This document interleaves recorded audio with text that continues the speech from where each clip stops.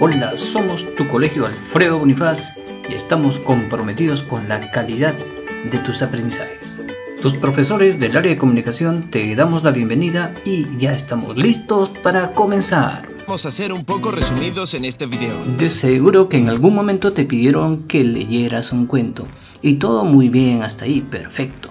Claro, pero las dudas comenzaron cuando también te dijeron debes presentar el tipo de narrador, tienes que inferir el tipo de narrador de esta historia, tienes que decirnos la especie a la que pertenece y también tienes que decirnos cuál es la trama, el inicio y el desenlace del mismo. He ahí si te pusieron en problemas. Querrás presentar bien tu trabajo, ¿cierto? Por eso el día de hoy te presentamos algunas recomendaciones para que lo hagas perfecto. Pero antes de comenzar necesito explicarte qué es lo que vamos a hacer y para qué vamos a desarrollar todo este video, así que mucha atención. Nuestra clase tiene como propósito leer y analizar cuentos sobre violencia y buen trato. Ahora analicemos la situación con detenimiento. ¿Qué relación existe entre el género narrativo y el cuento? Y a su vez, ¿qué relación existe entre los géneros literarios, el género narrativo y el cuento? Estas preguntas y otras serán contestadas a continuación. Para eso, toma atención y anota por favor. La literatura puede ser clasificada en varios grupos. Estas categorías o grupos son llamados géneros literarios. Los géneros literarios son grupos o categorías en que podemos clasificar a la literatura de acuerdo a su contenido y estructura. Tradicionalmente se consideran tres géneros literarios: el épico, el lírico y el dramático. Esta clasificación fue hecha por Aristóteles. Para este caso tomaremos una clasificación que además incluye el género narrativo, que en varios textos está junto al épico, y el género didáctico. En el género narrativo se utiliza un narrador que relata una historia ficticia o real. Se expresa habitualmente mediante el cuento y la novela. No es lo mismo autor y narrador. El autor es el creador o persona real que escribió el texto y el narrador es un personaje creado o voz ficticia que nos cuenta las acciones o hechos. Ahora que ya sabes que un narrador es un sujeto ficticio o inventado que cuenta la historia, a continuación debes observar este gráfico que nos indica que también existen varios tipos de narradores, los cuales serán explicados a continuación. Tomando en cuenta a Genet y su clasificación de los narradores de acuerdo a su participación en la historia o diégesis, los clasificaremos en dos categorías: el narrador heterodiegético, que no es parte de la historia, y el narrador homodiegético, que sí participa en ella. Dentro de los narradores heterodiegéticos tenemos al narrador omnisciente y el narrador objetivo, también conocido como observador. El narrador homodiegético se presenta como el narrador testigo y el narrador protagonista. Este último es también conocido como autodiegético, ya que narra su propia historia. Definamos estos tipos de narradores de acuerdo a la figura. El narrador omnisciente es como un Dios que todo lo ve y todo lo sabe. Nos puede narrar desde las acciones hasta los sentimientos de los personajes. Veamos este fragmento de la Metamorfosis. Gregorio ya no comía casi nada. Solo si pasaba por casualidad al lado de la comida, tomaba un bocado para jugar con él en la boca. Lo mantenía allí horas y horas y la mayoría de las veces acababa por escupirlo. Al principio pensó que lo que le impedía comer era la tristeza por el estado de su habitación, pero precisamente con los cambios de la habitación se reconcilió muy pronto. La asistenta, que siempre tenía mucha prisa, arrojaba simplemente en la habitación de Gregorio todo lo que de momento no servía. Se puede observar que el narrador sabe todo lo que le suceden a los personajes, incluso nos da cuenta sobre los sentimientos de Gregorio. El narrador objetivo es como una cámara que solo se encarga de registrar los hechos y describirlos. Se diferencia del narrador omnisciente, ya que en este caso no se narran sentimientos ni se juzgan a los personajes, solo se narrará fríamente el hecho. Veamos este texto de Camilo José Cela. Don Pablo extiende el periódico sobre la mesa y lee los titulares. Por encima de su hombro Pepe procura enterarse. La señorita Elvira hace una seña al chico.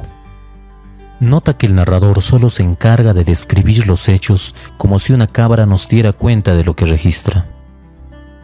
El narrador testigo es aquel que, como vimos, sí está presente en la historia, pero no es el protagonista, sino un espectador que lo acompaña. Se encarga de narrar principalmente lo que le sucede al protagonista que él ve.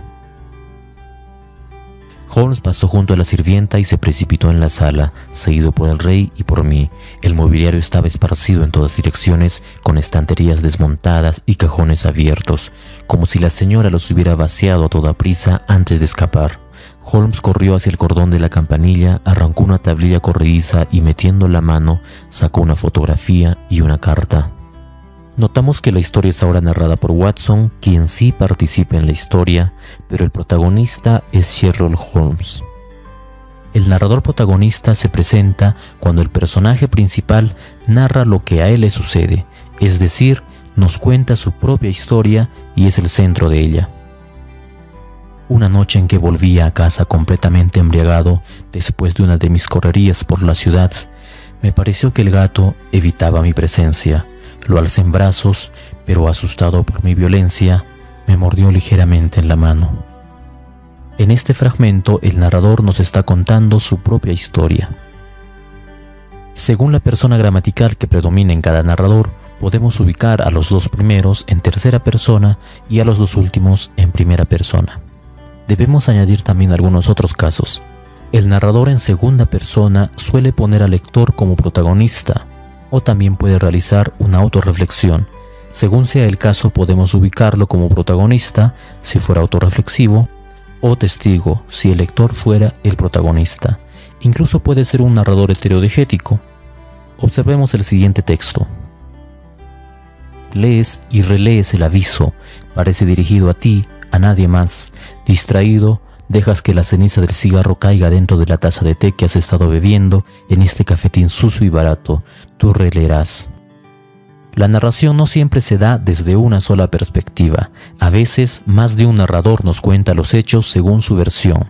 A esto le llamamos perspectiva múltiple o enfoque narrativo múltiple, ya que hace saltos de un narrador a otro. Un ejemplo claro es la novela de Faulkner, donde 15 narradores cuentan sus versiones del mismo hecho. Pero este cambio puede hacerse incluso en un mismo párrafo. Veamos el siguiente ejemplo. Todavía llevaban pantalón corto ese año. Aún no fumábamos. Entre todos los deportes preferían el fútbol y estábamos aprendiendo a correr olas, a zambullirnos desde el segundo trampolín del terrazas. Y eran traviesos, lampiños, curiosos, muy ágiles, voraces.